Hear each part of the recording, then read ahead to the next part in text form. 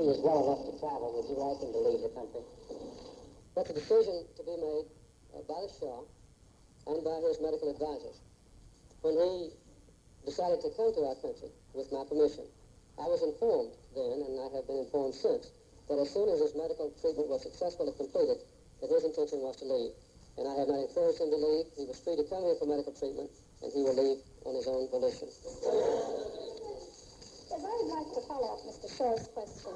The consequences of the crisis in Iran is drifting the United States into almost a Cold War with the Islamic countries.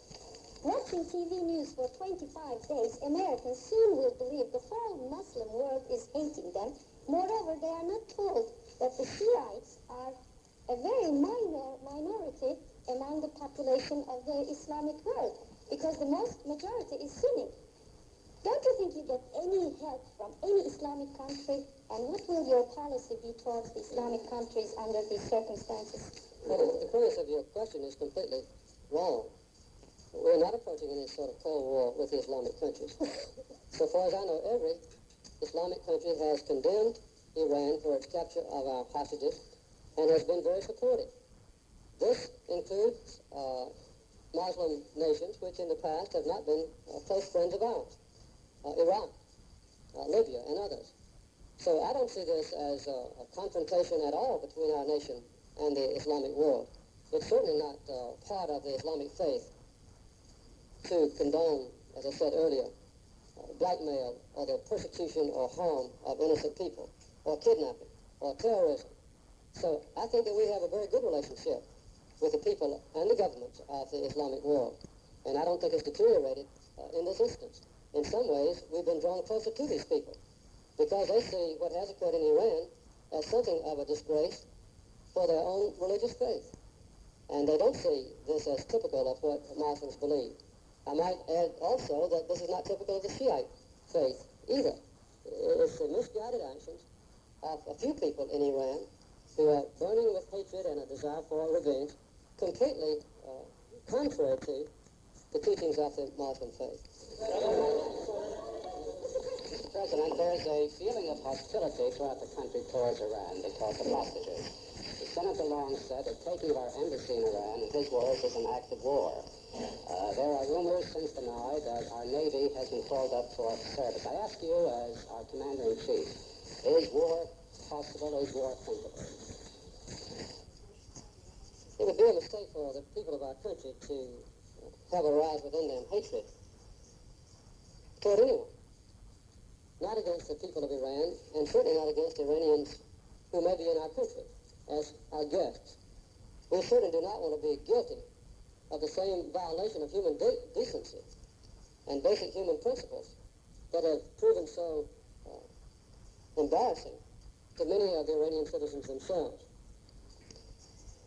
We obviously prefer to see our hostages protected and released completely through peaceful means. And that's my deepest commitment. And that will be my goal. The United States has other options available to it, which will be considered depending upon the circumstances. But I think it would not be well advised for me to speak of those specifically tonight. Mr. President, we have had 55,000 Iranian students in this country. We've been very good to them, very hospitable. Yeah. Even the new finance minister of Saudi Arabia, Saudi Sadiq, was a student who once demonstrated in Washington against law and order. Shouldn't we be very careful in letting any of these students come in here? Should we screen them in future and make them agree that they will not demonstrate? Well, it's very difficult for an Iranian citizen or a student to get a visa at the American embassy in Iran at this time. And I think the influx of Iranians to our country now would be minimal. I'm determined to enforce the law about Iranian students. Some of them have violated the law. They are now being screened. They are being assessed in their commitment and the legality of their presence here. We have already finished this procedure with more than 22,000. About 17,000 have proven to be here completely legally and are indeed full-time students. Among the other 5,000, about several hundred have already departed. Others are now having to prove that contrary to the earliest evidence, they do indeed have a right to be in our country. If they are here illegally, they will be expelled. There is one exception to that rule. If a citizen of Iran can prove that if he or she returned to Iran, that they would be executed or abused because of their political beliefs, they can seek asylum here. And if that asylum, in our judgment, is justified, we will provide it for them. But this procedure is going forward in accordance with American law, in accordance with American fairness, in accordance with the full principles of the United States Constitution.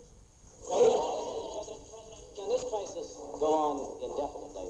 Or ought the Ayatollah Khomeini understand that at some point the American people may demand and other nations may expect that you move forward to resolve it by whatever means you find necessary? It would not be possible or even advisable for me to set a deadline about when or if I would take certain action in the future. This is an ever-present consideration on my mind. I'm carrying out all the duties that normally fall on the president's shoulder, which are adequate, but I never forget one moment that I'm awake about the hostages whose lives and whose safety depend on me. And I am pursuing every possible avenue to have the hostages released. Any excessive threats, any excessive belief among the Iranians that they will be severely damaged by military action, as long as these negotiations are proceeding and as long as legalities can be followed, might cause the death of the hostages, which we are committed to avoid. So that's one of the questions that I cannot answer, to set down a certain deadline beyond which we would take extra action that might result in the harm or the death of the hostages. We're proceeding, I guarantee you, in every possible way, every possible moment, to get the hostages freed and at the same time protect the honor and the integrity and the basic principles of our country. That's all I can do, but I'm doing it to the best of my ability, and I believe we'll be successful. Yes, Mr. President, many Americans view the Iranian situation as one in a succession of events that proves that this country's power is declining. How can you assure Americans tonight that our power is not declining abroad, and how are you reassessing priorities for the 80s in terms of foreign policy? The United States has neither the ability nor the will to dominate the world, to interfere in the internal affairs of other nations, to impose our will on other people whom we desire to be free, to make their own decisions. This is not part of the commitment of the United States. Our country is the strongest on earth. We're the strongest militarily, politically, economically, and I think we're the strongest morally and ethically. Our country has made great strides, even since I've been in office. I've tried to correct some of the defects that did exist. We have strengthened the military alliances of our country, for instance. NATO now has a new spirit, a new confidence, a new cohesion, improving its military capabilities, much more able to withstand any threat from the East, from the Soviet Union or the Warsaw Pact, than it was before. We've espoused, again, the principles that unite Americans and make us admired throughout the world. Raising the banner of human rights, we're going to keep it high. We have opened up avenues of communication, understanding, trade with people that formerly were our enemies or excluded us. Several nations in Africa, the vast people and the vast country of the People's Republic of China. In doing so, we've not alienated any of our previous friends. I think our country is strong within itself. There is not an embarrassment now about our government, which did exist in a few instances in years gone by. So I don't see at all that our country has become weak. We are strong, and we are getting stronger, not weaker. But if anybody thinks that we can dominate other people with our strength, military or political strength or economic strength, they're wrong. That's not the purpose of our country. Our inner strength, our confidence in ourselves, I think is completely adequate. And I believe the unity that the American people have shown in this instance, their patience, is not at all a sign of weakness. It is a sign of sure strength. Mr. President, serious charges have been placed against the Shah concerning the repression of his own people and the misappropriation of his nation's funds. Is there an appropriate vehicle to investigate those charges? And do you foresee a time when you will direct your administration to assist in that investigation? I don't know of any international forum within which